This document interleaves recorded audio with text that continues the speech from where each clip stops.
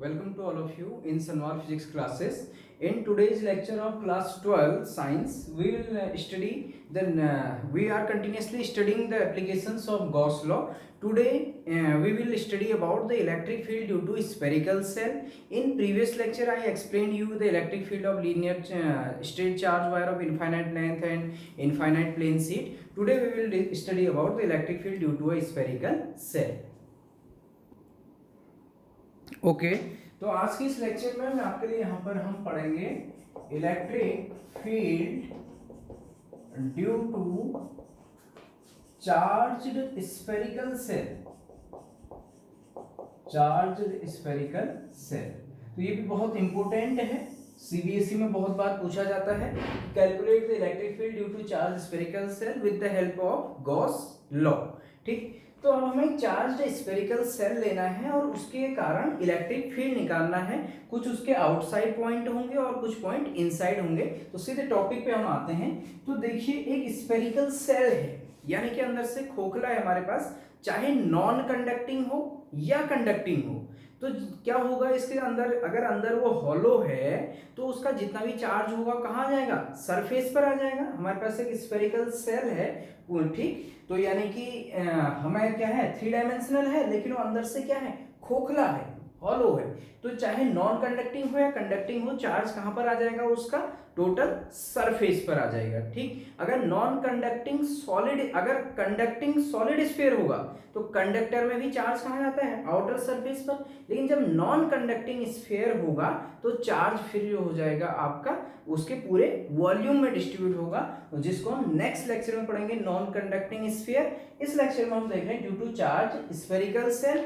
जो ये spherical shell है आपका, ये नॉन कंडक्टिंग भी हो सकता है और साथ में या फिर कैसा हो सकता है, कंडक्टिंग भी हो सकता है। ठीक, तो नॉन कंडक्टिंग हो तब भी सरफेस पे चार्ज, कंडक्टिंग हो तब भी चार्ज कहाँ आना है, सरफेस पर। तो देखिए मान लीजिए मैं आपके लिए यहाँ जो स्फेरिकल सेल है हमारी, ये स्फेरिकल सेल, आप ये मानिए कि ये एक स्फेरिकल सेल है। ये हमारा क्या है, स्फेरिकल सेल है। इस स्फेरिकल सेल की जो रेडियस है उस रेडियस को हम दिखा देते हैं ऐसे, मैं यहां पर दिखा देता हूं रेडियस। इस स्फेरिकल सेल की रेडियस क्या है, कैपिटल आर है। ठीक है, और मैंने क्या कर रखा है, हमने इस स्फेरिकल सेल को प्लस क्यू चार्ज से हमने चार्ज किया, तो जो चार्ज हो जाएगा वो इसके पूरे आउटर यानी कि इसके सरफेस पर चार्ज कहां पे डिस्ट्रीब्यूट हो जाएगा, इसके सरफेस पर यूनिफॉर्मली चार्ज डिस्ट्रीब्यूट हो जाएगा। अब हम क्या करेंगे, इस स्फेरिकल सेल के कारण जो कि पॉजिटिवली चार्ज है, हमने पॉजिटिव चार्ज से चार्ज किया हुआ है, तो इससे आउटसाइड आउटसाइड मान लीजिए यहां पर एक पॉइंट P है। इस पॉइंट पर हम क्या करेंगे, इलेक्ट्रिक फील्ड निकालेंगे और हम इलेक्ट्रिक फील्ड इसके सरफेस पर भी देखेंगे और हम इलेक्ट्रिक फील्ड देखेंगे इसके इनसाइड भी कितना इलेक्ट्रिक फील्ड होगा। तो ये हमें पढ़ना है। ठीक, तो इसके लिए हमें क्या, देखिए हमने क्या लिया है, लेट अस कंसीडर या suppose spherical charge spherical cell having surface charge density sigma. ठीक, तो देखिए मैं इसको यहां पर लिख दे रहा हूं आपके लिए। ठीक है, ओके, तो यहां पर अब मैंने इससे रिलेटेड थ्योरी आपके लिए लिखी है। देखिए क्या लिखा है, आप इसको समझिए जिससे आप बेटर समझ पाएंगे। हमने क्या लिखा है, सपोज चार्ज्ड स्फेरिकल सेल लिखी है which is charged bye positive charge, जो कि एक पॉजिटिव चार्ज से चार्ज है। तो जनरली होता क्या है, the charge is distributed at the surface of the shell. Charge distribution कहां पर होगा, इसके सरफेस पर हो जाएगा। ठीक, क्योंकि अंदर से हॉलो है। We have to find out the electric field at point outside. हमें इलेक्ट्रिक फील्ड निकालना है कहां पर, at point outside, comma inside यानी कि स्फेरिकल सेल के inside, and at the surface of the shell. और तीसरा कहां, इस स्फेरिकल सेल के सरफेस पर। हमें 3 जगह इलेक्ट्रिक फील्ड निकालेंगे, एक पॉइंट P पर, outside the spherical cell, surface पर देखेंगे और इसके इनसाइड देखेंगे। तो देखिए इसके लिए मैंने लिखा। फिर उसके बाद देखिए सरफेस चार्ज डेंसिटी, कि तो जो आपका जो चार्ज डिस्ट्रीब्यूशन होगा वो सरफेस पर होगा, तो इसके लिए जो सरफेस चार्ज डेंसिटी हो जाएगी वो कितना हो जाएगा, चार्ज पर यूनिट एरिया। तो sigma equal to Q upon A. यहां तक आप समझ गए। ठीक, तो आप इसको स्क्रीनशॉट लेके इसको नोट कर सकते हैं और इसको मैं यहां पर तरफ कर दे रहा हूं। अब देखिए हमें क्या करना है, सबसे पहले हम इलेक्ट्रिक फील्ड आउटसाइड पॉइंट पर निकालते हैं, ठीक। तो पहला मैं ले रहा हूं एट, हमें क्या निकालना है, सॉरी हमें निकालना है electric field E at point, कहां पर ले लें, outside the shell, spherical shell. हम क्या ले रहे हैं, स्फेरिकल सेल के आउटसाइड पॉइंट पर हम इलेक्ट्रिक फील्ड निकालेंगे, ठीक, यानी कि इस पॉइंट पर। तो देखिए हम गॉस लॉ का यूज करेंगे। अब आपको ये समझ में आ रहा होगा कि हम इसके लिए गॉसियन सरफेस खींचेंगे इस पॉइंट पी के लिए, कि भाई वो गॉसियन सरफेस क्या हो, वो सिमेट्रिकल हो, यानी कि उस वो जो होगा आपके, वो उस पर इलेक्ट्रिक फील्ड जो बनेगा इसके कारण वो कैसा होना चाहिए, सिमेट्रिक होना चाहिए। तो आप यहाँ पर देखेंगे तो, और ये जो चार्ज हो जाना चाहिए वो चार्ज उस गॉसियन सरफेस के द्वारा इनक्लोज हो जाना चाहिए, यस और नो। तो यहाँ पर अगर आप दिमाग लगाएं तो गॉसियन सरफेस सिलेंड्रिकल तो बन नहीं सकती है, तो स्फीयर के केस में कैसी बनेगी, स्फेरिकल ही गॉसियन सरफेस बनेगी, चारों तरफ से स्फेरिकल। एक्चुअली यहाँ पर आपको सर्कल जैसा लगेगा लेकिन स्फेरिकल 3D गॉसियन सरफेस बनेगी, क्यों, तो हॉलो स्फीयर ऐसा, तो चारों तरफ से हम ऐसे स्फेरिकल बनाएंगे उसमें गॉसियन सरफेस। तो मैं क्या कर रहा हूँ, पॉइंट पी जिस पर हमें इलेक्ट्रिक फील्ड निकालना है इस पॉइंट पर, इससे होते हुए स्फेरिकल गॉसियन सरफेस आप ड्रॉ कर दीजिए। तो कैसे आएंगी, कुछ ऐसे dot dot dot dot dot dot चारों तरफ से आपको एक प्रॉपर स्फीयर बना करके, ये हमने क्या बना दी, स्फेरिकल गॉसियन सरफेस, ठीक। ये क्या है हमारी, जो मैंने डॉट डॉट दिखाई, स्फेरिकल गॉसियन सरफेस हो गई। अब इससे हम इलेक्ट्रिक फ्लक्स निकालेंगे। तो इसमें आप देखिएगा, अगर आप देखेंगे तो मान लीजिए यहाँ पर पॉइंट पी ये है, इस पर हम सबसे पहले देखें कि इलेक्ट्रिक फील्ड की डायरेक्शन क्या होगी। तो इलेक्ट्रिक फील्ड जो होगा वो यूनिफॉर्मली ऐसे डिस्ट्रीब्यूट होगा आउटसाइड। तो ई की डायरेक्शन अगर हम यहाँ पर देखें तो हमें इस पॉजिटिव चार्ज से अवे हो गया आउटसाइड, तो इलेक्ट्रिक फील्ड कुछ ऐसे मिलेगा इधर की ओर। और यहाँ पर अगर मैं एरिया एलिमेंट मानूं ds, तो इसका मुझे वेक्टर बताइए, ds वेक्टर की डायरेक्शन क्या होगी, ये आउटवर्ड होगा, यानी कि हम इसको ऐसे लिखें, ये ds, ये हमने छोटा सा एलिमेंट ds माना। देखो कैसे, जो स्फेरिकल सरफेस है इसका एरिया वेक्टर आउटवर्ड नॉर्मल होगा, प्रीवियस लेक्चर भी आप देख सकते हैं अच्छे से समझने के लिए। ऐसे आउटवर्ड, ऐसे अगर स्फेरिकल सरफेस यहाँ पर पोर्शन आ रहा है तो एरिया वेक्टर ऐसे। तो इस स्फेरिकल सरफेस में आप देखेंगे जो एरिया वेक्टर होगा वो यहाँ पर जो एरिया वेक्टर होगा इस स्फीयर में वो ऐसे हो जाएगा, यानी कि रेडियस से ज्वाइन करते हुए ऐसे, यानी कि इस ऐसे आउटवर्ड नॉर्मल होगा।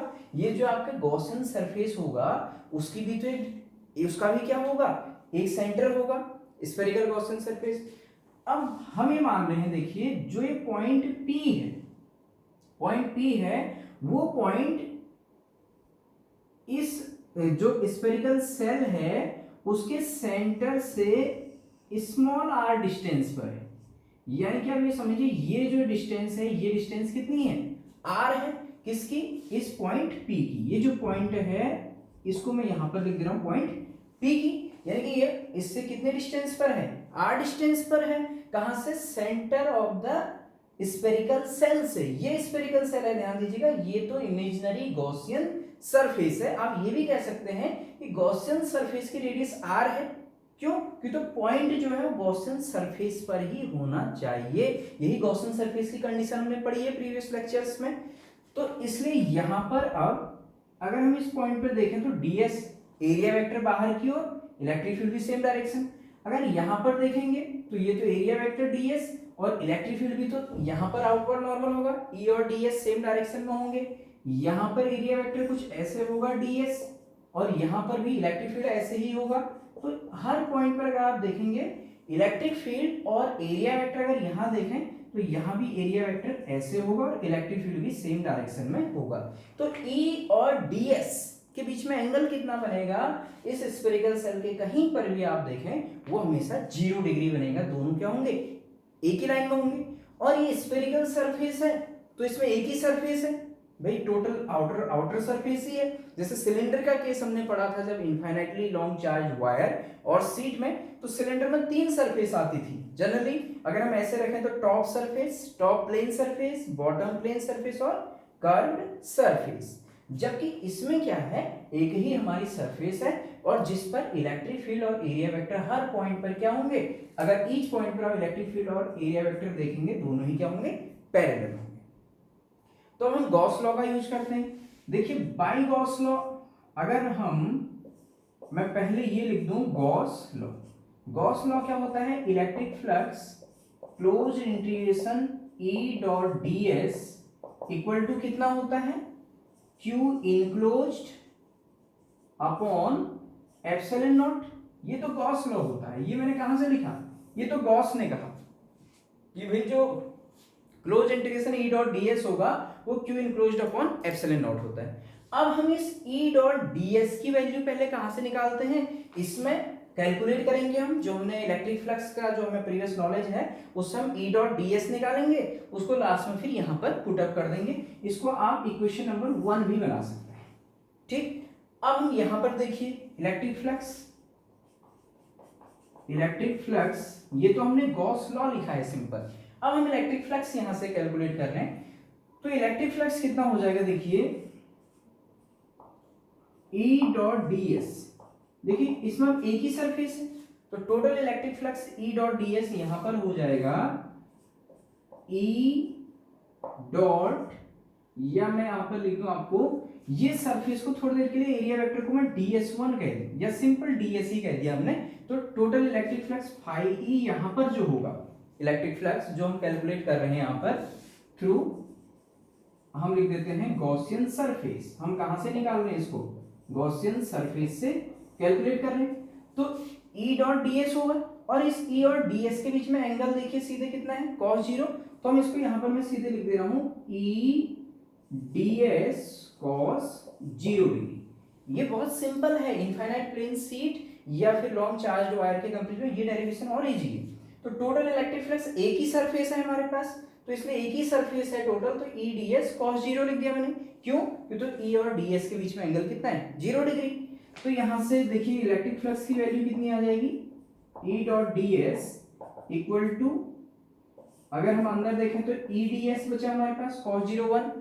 अब इलेक्ट्रिक फील्ड क्या होगा, हर पॉइंट पर अगर आप देखेंगे तो ये क्या होगा, यूनिफॉर्म होगा, एक जैसी वैल्यू होगी, तो इसलिए ई को बाहर ले सकते हैं हम, तो हमारे पास total electric flux E dot d s कितना बचा, E integration of d s. अब इंटीग्रेशन ऑफ डी एस कितना होगा, देखिए ds ds ds ds ds बहुत सारे एलिमेंट मान सकते हैं हम इसमें, area vector area element ds ds ds। तो अब जब टोटल ds का छोटे छोटे एलिमेंट का इंटीग्रेशन करेंगे तो हमें टोटल एरिया मिलेगा इसका, स्फेरिकल गॉसियन सरफेस।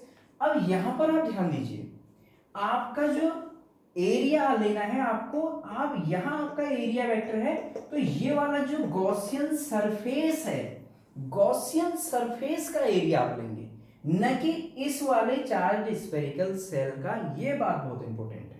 ठीक, तो इस गॉसियन सरफेस के टोटल ds का इंटीग्रेशन कितना होगा, टोटल इसका एरिया। अब स्फीयर का एरिया कितना होता है, 4 pi R square.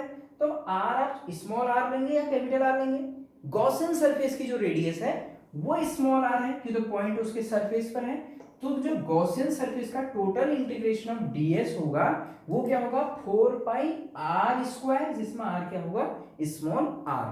Got it, समझ गए होंगे आप। तो यहां से हमारा क्या आ जाएगा, integration E dot d s equal to E into 4 pi small r square, क्योंकि तो गॉसियन सरफेस की रेडियस क्या है, स्मॉल r स्क्वायर। इसको इक्वेशन नंबर 2 बना दीजिए। ठीक, ये इक्वेशन 2 हो गई। अब इक्वेशन 2 से जो ई डॉट डी एस की वैल्यू है इसको कहां रख दीजिए, इक्वेशन 1 में, गॉस लॉ के अकॉर्डिंग। तो देखिए यहां से कितना हमारे पास ये आता है, फिर हम देखते हैं। तो मैं लिख देता हूं फ्रॉम इक्वेशन 1। इसके बाद तो इक्वेशन 1 में हमारे पास जो total electric flux E dot d S होता है ये क्या होता है, क्यू अपॉन एप्सिलॉन नॉट, जहां पर क्यू क्या होता है, चार्ज इनक्लोज। तो देखिए ई डॉट डी एस की वैल्यू आप रखेंगे, क्या रखेंगे, ई इंटू 4 पाई स्क्वायर, तो इसकी ऊपर रख दीजिए E into 4 pi R square equal to Q upon epsilon naught. तो 4 पाई आर स्क्वायर को नीचे भेज दीजिए, तो आप जब इसको अरेंज करेंगे तो क्या बन जाएगा, E equal to 1 upon 4 pi epsilon naught Q upon R square. देखिए 4 pi epsilon naught R 4 pi R square epsilon naught नीचे आएगा क्यू के, उसको मैंने रीअरेंज करके लिख दिया equal to 1/4 pi epsilon naught Q upon R square. तो ये इलेक्ट्रिक फील्ड निकल गया। ये इलेक्ट्रिक फील्ड कहां पर निकला? At point outside. देखिए हमने आउटसाइड निकाला, तो ये कहां पर है? ई आउट का मतलब है कि आउटसाइड पॉइंट पर। ठीक, तो अब यहां तक इसका स्क्रीनशॉट लीजिए और इसको नोट करिए। ठीक, तो आप इसको यहां तक स्क्रीनशॉट लेकर के इसको नोट कर लीजिए, फिर हम इस पर थोड़ा सा डिस्कस करते हैं। ठीक, तो आपने इसका स्क्रीनशॉट ले लिया होगा यहां तक और आउटसाइड पॉइंट तक इसको नोट भी कर लिया होगा। अब मैं क्या कर रहा हूं, अब मैं इसको यहां पर रफ कर दे रहा हूं। ठीक है, और आगे इसके रिजल्ट पर डिस्कस करते हैं। तो देखिए जो रिजल्ट आया है वो रिजल्ट क्या आया हमारे पास? जो ई आया आउटसाइड पॉइंट पर, ये कितना आया? 1/4 pi epsilon naught Q upon R square. ये पहले तो इतना आया। तो ये फॉर्मूला आपने कहीं पहले भी पढ़ा है, इतना न्यूटन पर कूलॉम है यूनिट। ठीक, ये फॉर्मूला आपने इससे पहले भी पढ़ा है कहीं पर, आप रिकॉल कीजिए, थोड़ा सा ध्यान दीजिए कहां पढ़ा है। ये इलेक्ट्रिक फील्ड का फॉर्मूला हमने पढ़ा है due to a point charge. तो अगर हम कोई पॉइंट चार्ज लेते थे प्लस क्यू, इससे आर डिस्टेंस पर अगर किसी दूसरे पॉइंट पर अगर इलेक्ट्रिक फील्ड देखें तो हमने डिराइव करके देखा है कि ई कितना आता है? 1/4 pi epsilon naught Q upon R square, जहां पर आर क्या होता है? आर होता है distance of point from the charge. अब यहां पर भी देखिए जो इस स्फेरिकल सेल, पूरे स्फेरिकल सेल के कारण जो इलेक्ट्रिक फील्ड आया इस पॉइंट पर, उसका formula 1/4 pi epsilon Q upon R square same like as किसकी तरह आया? Electric field due to a point charge. तो इसका मतलब जहां पर आर क्या है? यहां पर स्फीयर के स्फेरिकल सेल के सेंटर से पॉइंट की डिस्टेंस है। तो हम क्या कह सकते हैं, ध्यान से सुनिएगा, कि जो स्फेरिकल सेल होता है वो अपने से आर डिस्टेंस पर आउटसाइड किसी भी पॉइंट पर ऐसे बिहेव करता है इलेक्ट्रिक फील्ड के लिए कि मानो उसका सारा चार्ज उसके सेंटर पर ही हो। देखिए अगर यहां पर प्लस क्यू चार्ज होता तो यहां पर इलेक्ट्रिक फील्ड कितना होता है? As a point charge 1/4 pi epsilon naught Q upon R square होता। तो स्फेरिकल सेल के कारण भी यही फॉर्मूला आया। तो हम कह सकते हैं electric spherical shell the electric field of spherical cell for a point outside the spherical cell behaves like as the total charge is present at the center of the spherical cell। यानी कि outside point के लिए ऐसे behave कर रहा है कि जैसे सारा चार्ज कहां पर हो? इसके सेंटर पर हो। क्या रियल में इसके सेंटर पर चार्ज है? नहीं है, चार्ज तो इसका आउटसाइड सरफेस पर है, लेकिन फॉर्मूले के बेस पर हम ऐसा कंक्लूजन ले रहे हैं कि ऐसा बिहेव कर रहा है कि चार्ज इसके सेंटर पर हो। तो इस लाइन को मैं यहां पर लिख दे रहा हूं, फिर हम आगे डिस्कस करते हैं। ओके, तो यहां पर ये लाइन जो इंपोर्टेंट थी मैंने आपके लिए लिख दिया है, जो एक्सप्लेन किया। The electric field due to spherical shell at point outside the spherical shell is same like as electric field due to a point charge at a distance r from it। यानी कि जो electric field है spherical shell के कारण outside point पर, वो same है किसकी तरह? Electric field due to point charge at a distance r पर। ठीक, पॉइंट चार्ज से r डिस्टेंस पर जो इलेक्ट्रिक फील्ड होता है 1/4 pi epsilon naught by Q upon r square, वही इससे भी है। फिर मैंने लिख दिया so for electric field at outside point, outside point के लिए spherical cell behaves like as its total charge is at its center point O। ये ऐसे बिहेव करेगा कि मान लो इस पर टोटल चार्ज प्लस क्यू है, तो प्लस क्यू चार्ज कहां पर है? इसके सेंटर पर है। ऐसे बिहेव करेगा, या हमें ऐसा लगेगा, ऐसा हमें फील होगा, लेकिन रियल में नहीं है। ठीक है, तो इट बिहेव्स लाइक एज लिखा है मैंने, रियल में नहीं है, ये आपको पता होना चाहिए। ठीक, तो आप इसको स्क्रीनशॉट लेकर के इसको नोट कर लीजिए, फिर हम इस फॉर्मूले को थोड़ा सा और आगे डिस्कस करते हैं। ठीक, तो देखिएगा इसको मैं रफ कर दे रहा हूं। अब यहां पर अब आपको एक चीज समझने का है, जो ये इस फॉर्मूले को अगर हम थोड़ा सा आगे बढ़ाएं तो जो Q है, Q क्या है? इसके टोटल जो स्फेरिकल सेल है उस पर टोटल चार्ज है। वे टोटल चार्ज इस पर कितना होगा? ये टोटल चार्ज, तो टोटल चार्ज निकालने के लिए हम क्या लेते हैं, मैंने आपको पहले बताया था surface charge density sigma equal to Q upon A. मान लीजिए इसकी जो 1 मीटर स्क्वायर है पर यूनिट एरिया पर चार्ज अगर कितना है, सिग्मा है भाई, यूनिट एरिया पर कितना चार्ज है उसी को क्या कहेंगे, सरफेस चार्ज डेंसिटी। तो 2 पर कितना हो जाएगा, 2 सिग्मा, यानी क्या ऐसे समझिए sigma equal to Q by A इसके टोटल सरफेस पर। तो यहां से चार्ज कितना हो जाएगा, Q equal to sigma into a area. अब यहां पर ध्यान दीजिए, अब एरिया कौन से स्फेरिकल सेल का लगाओ, इसका लगाओगे स्मॉल आर का या कैपिटल आर का, तो अब स्मॉल आर का स्फेरिकल एरिया लगेगा, क्यों, क्योंकि तो चार्ज तो इस पर है ना, ये तो गॉसियन सरफेस इमेजिनरी थी हमारी, पॉइंट इस पर था, इसलिए हमने इसका ds का इंटीग्रेशन किया था उस समय, ध्यान दीजिएगा। इस समय हम क्या निकाल रहे हैं, टोटल चार्ज q इस वाले स्फीयर पर निकाल रहे हैं, ठीक, कि q की वैल्यू कितनी होगी, तो इसलिए q कितना हो जाएगा, सिग्मा इंटू ए इसका सरफेस एरिया। तो ये वाले का सरफेस एरिया क्या होगा, 4 pi capital R square, got it. तो q कितना हो जाएगा यहां से, sigma into 4 pi capital R square. अब इसकी वैल्यू रख दीजिए यहां, तो एक और टर्म में आपको फॉर्मूला मिलेगा। तो electric field at outside point के लिए कितना निकल रहा है, 1/4 पाई एप्सिलॉन नॉट, क्यू की जगह पर क्या रखना है, sigma into 4 pi R square, और नीचे अपॉन में आपके पास क्या है, ये आर स्क्वायर ऐसे ही है। देखिए मैंने कुछ नहीं किया, E equal to 1/4 pi epsilon Q upon R square में 1/4 पाई एप्सिलॉन आर स्क्वायर ऐसे ही रहा, क्यू की जगह पर ऊपर हमने लिख दिया sigma into 4 pi R square. तो थोड़ा सॉल्व करके देखिए हमें फॉर्मूला कैसे मिलेगा, ये मिलेगा हमें 4 पाई से 4 पाई कट जाएगा, और sigma R square upon epsilon naught R square. देखिए यही तो मिल रहा है, 4 पाई से 4 pi cancel out, sigma R square upon epsilon naught into R square. तो यहां पर भी इलेक्ट्रिक फील्ड किस पे डिपेंड कर रहा है, देखिए इस फॉर्मूले से भी आप देख सकते हैं। तो इस फॉर्मूले से चार्ज q इस पर टोटल कांस्टेंट होगा, ये टर्म कांस्टेंट है तो E inversely proportional to R square.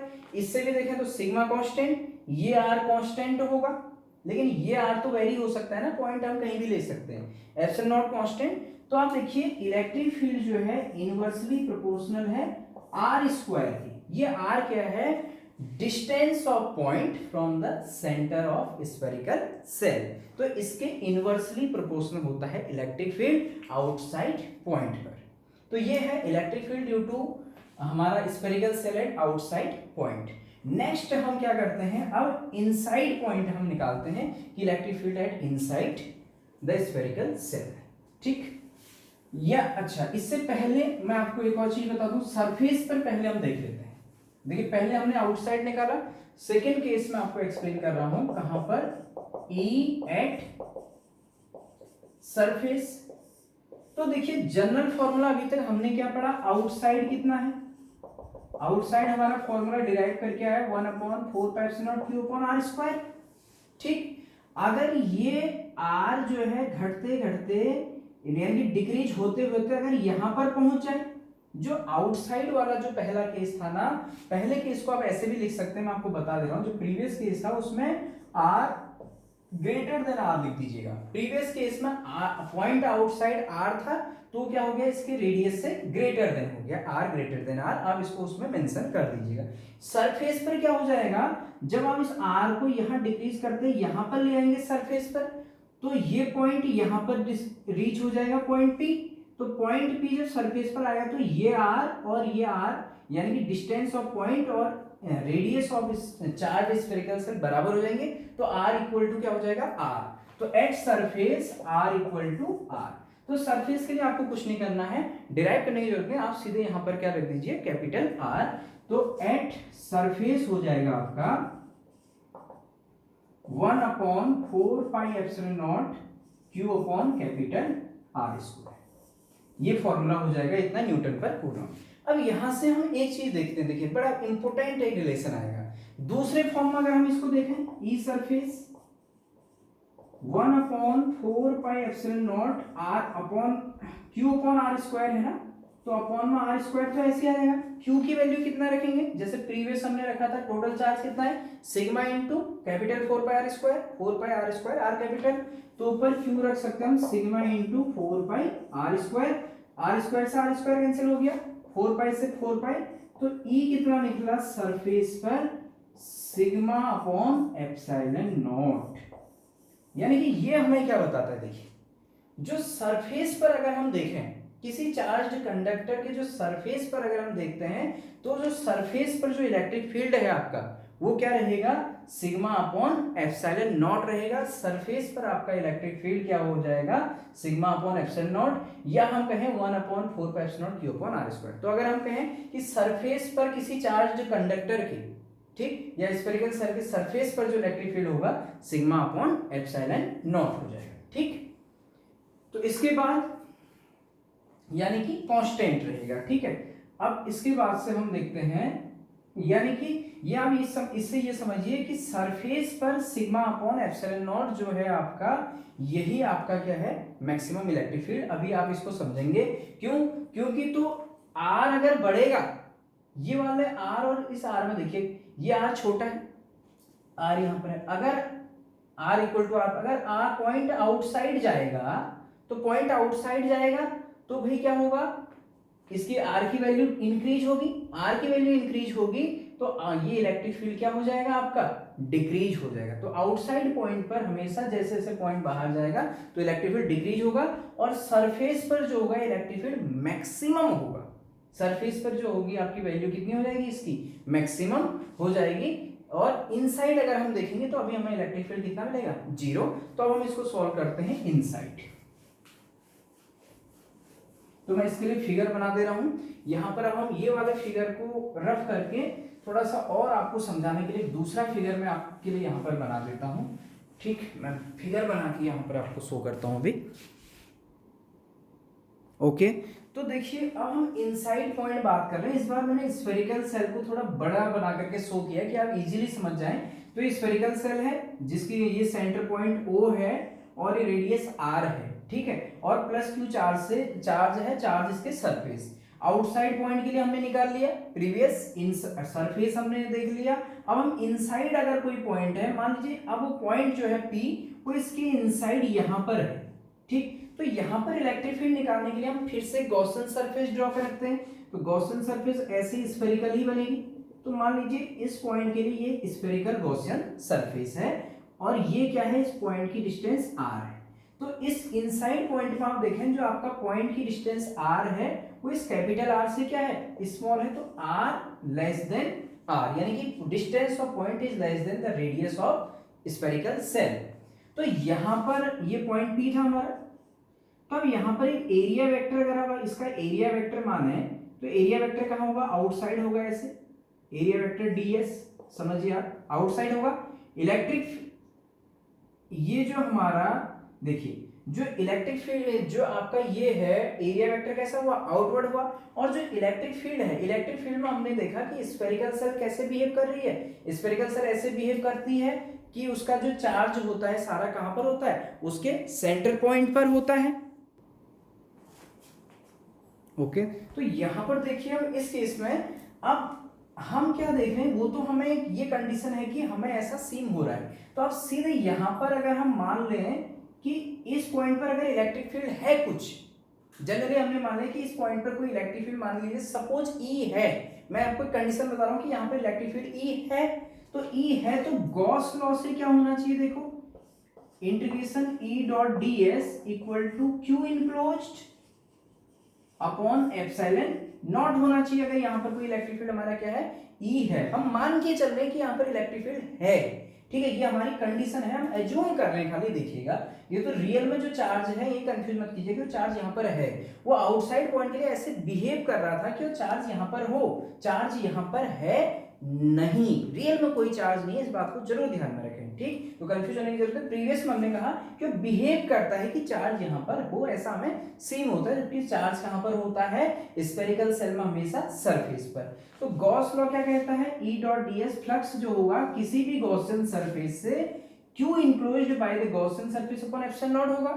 तो इलेक्ट्रिक फील्ड निकालने के लिए यहाँ पर आप देखिए E.ds इस गॉसियन सरफेस के अंदर कितना चार्ज है, कोई चार्ज नहीं है। गॉसियन सरफेस के अंदर कोई भी चार्ज नहीं है, ये तो टोटल चार्ज कहाँ होता है, इसके सरफेस पर होता है, तो इसलिए क्यू अंदर कोई चार्ज ही नहीं है, तो ई डॉट डी एस कितना देगा, जीरो, तो इसलिए इलेक्ट्रिक फील्ड कितना होगा, जीरो हो जाएगा। क्यों ये जीरो क्यों हुआ, because Q enclosed equal to zero, किसके लिए, ये बात हो रही है इनसाइड पॉइंट के लिए, तो इनसाइड कोई चार्ज ही नहीं है, तो इनसाइड इलेक्ट्रिक फील्ड भी कितना, ई डॉट डी एस जीरो हो गया, क्योंकि तो अंदर चार्ज ही नहीं है, तो इसलिए इलेक्ट्रिक फील्ड भी कितना हो गया, जीरो। तो आपको ये रखा कि इनसाइड पॉइंट यानी कि किसी भी स्फेरिकल सेल के अंदर कोई भी इलेक्ट्रिक फील्ड नहीं होता है। फैराडे ने इसके लिए बहुत बड़ा एक्सपेरिमेंट भी किया था, वो स्फेरिकल सेल में उन्होंने अपने आप को क्लोज कर दिया था और बाहर से एक बहुत बड़ा इलेक्ट्रिक फील्ड लगा दिया था। ठीक, आउटसाइड इलेक्ट्रिक फील्ड होगा, चार्ज होगा, लेकिन उसके अंदर कोई भी इलेक्ट्रिक फील्ड जनरेट नहीं होता है। ठीक, तो इलेक्ट्रिक फील्ड इनसाइड आपने कितना देखा, जीरो। अब हम इस स्फेरिकल सेल के लिए एक ग्राफ खींचेंगे इसके इलेक्ट्रिक फील्ड का। तो यहां पर आपको ग्राफ खींचने से पहले आपको तीन चीजें नोट करनी है। देखिए आपको क्या नोट करना है, ई इनसाइड, इनसाइड कितना होता है, जीरो, हमने देखा, नो इलेक्ट्रिक फील्ड। दूसरा ई सरफेस, सरफेस के लिए आपको फॉर्मूला पता होना चाहिए, 1/4πε0 Q/r², ये होता है जो कि सर्फ यानी कि इनसाइड जीरो है। अब ध्यान से समझिए, इनसाइड जीरो, यहां पर भी जीरो, यहां भी जीरो, यहां भी जीरो, यहां भी जीरो, सरफेस से ठीक पहले तक कोई इलेक्ट्रिक फील्ड है ही नहीं, तो सरफेस पर इलेक्ट्रिक फील्ड मिलना स्टार्ट हुआ, और उसके बाद जो तीसरा और सरफेस पर कितना मिला, ये उसके बाद आउटसाइड पॉइंट के लिए इलेक्ट्रिक फील्ड मिला हमें 1/4πε0 Q/r²। इसके लिए होता है r लेस देन r, ये होता है r इक्वल टू r, और ये क्या है, r ग्रेटर देन r। तो ध्यान से समझिए मैं क्या कहना चाह रहा हूं, इनसाइड कोई इलेक्ट्रिक फील्ड है ही नहीं, सरफेस पर मिला, ये मिला, और फिर आउटसाइड क्या हो रहा है, ये मिल रहा है, ये r बड़ा है इस r से, तो आउटसाइड का इलेक्ट्रिक फील्ड सरफेस से क्या होगा, डिक्रीज होगा, तो इसलिए सरफेस के अंदर कोई इलेक्ट्रिक फील्ड नहीं, सरफेस से मिलना स्टार्ट हुआ और उसके बाद क्या हुआ, डिक्रीज हुआ 1/r² में। अगर हम इसके लिए ग्राफ खींचना चाहें तो देखिए आप कुछ कैसे मिलेगा, अगर मैं एक ऐसे ग्राफ खींच दूं कि भाई y एक्सिस में इलेक्ट्रिक फील्ड दिखा दूं, यहां r दिखा दूं, तो यहां तक देखिए आप इस पॉइंट तक, ग्राफ में अभी अलग से ड्रॉ करूंगा आपके लिए, तो इस पॉइंट तक तो कोई इलेक्ट्रिक फील्ड मिलेगा ही नहीं, उससे आगे इलेक्ट्रिक फील्ड क्या होगा, डिक्रीज होना स्टार्ट होगा, और सरफेस पर ही इसका मैक्सिमम इलेक्ट्रिक फील्ड मिलेगा। तो आप इसको नोट कर लीजिए, फिर मैं इसके लिए ग्राफ यहाँ पर आपके लिए रिप्रेजेंट कर देता हूँ। ठीक, तो आप इसको कर दीजिए, इसको नोट कर लीजिए स्क्रीनशॉट करके, फिर मैं ग्राफ रिप्रेजेंट करके आपको शो करता हूँ। ओके, तो मैंने यहाँ पर आपके लिए ग्राफिकल रिप्रेजेंटेशन बनाया है, यहाँ आपके लिए फॉर्मूले लिख दिए हैं। ठीक है, तो ये फॉर्मूले हैं। अब आप इसमें ध्यान से देखिए, ये सेंटर लिया है हमने स्फेरिकल सेल का, जैसे सेल ये है ना, तो स्फेरिकल सेल के सेंटर से हम r डिस्टेंस शो कर रहे हैं, और इलेक्ट्रिक फील्ड, ये जो डिस्टेंस r ली जाती है, कहाँ से ली जाती है, स्फेरिकल सेल के सेंटर से। तो देखिए इनसाइड यानी कि इन पॉइंट्स तक इलेक्ट्रिक फील्ड कितना होता है, जीरो मिलता है, इनसाइड कोई जीरो ही नहीं होता है, तो ये r बढ़ते बढ़ते बढ़ते जब तक इनसाइड होगा तो r क्या होगा, लेस देन, यहां पहुंचने पर तो कैपिटल R हो जाएगा, क्योंकि तो इसकी रेडियस कैपिटल R हम ले रहे थे, आपको डिटेल एक्सप्लेनेशन दिया है पहले, तो r लेस देन r में y एक्सिस में क्यों इलेक्ट्रिक फील्ड की वैल्यू मिलेगी, कुछ नहीं मिला, इस रीजन में इलेक्ट्रिक फील्ड ही क्या मिला मुझे, जीरो। जैसे ही मैं सरफेस पर पहुंचा तो मैंने लिख दिया r इक्वल टू r, ये डिस्टेंस ऑफ पॉइंट क्या हो गया, कैपिटल R के बराबर हो गया, तो एकदम से हमें इलेक्ट्रिक फील्ड मिला, ये मान लीजिए इतना इलेक्ट्रिक फील्ड मिला 1/4πε0 Q/r² या σ/ε0, उस पर डिपेंड करेगा।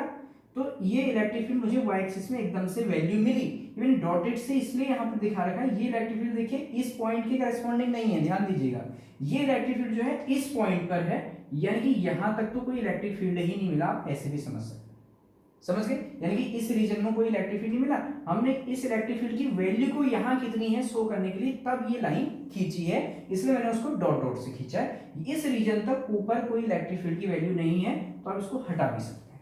ठीक, और इसके बाद ये वैल्यू कितनी होगी, इसके लिए मैंने ऐसे तब इसको यहाँ ज्वाइन किया। ठीक, अब जैसे ये पॉइंट आगे जाएगा तो ये जो डिस्टेंस हो जाएगी r, वो इसकी रेडियस से क्या हो जाएगी, बड़ी हो जाएगी। तो फॉर्मूला होता है 1/4π/Q/r²। तो यहाँ सरफेस पर जो इलेक्ट्रिक फील्ड मिला, उसके बाद r बढ़ने पर इलेक्ट्रिक फील्ड क्या हो रहा है, इनवर्सली प्रोपोर्शनल टू r², यानी कि उस पॉइंट के डिस्टेंस पर डिक्रीज हो रहा है।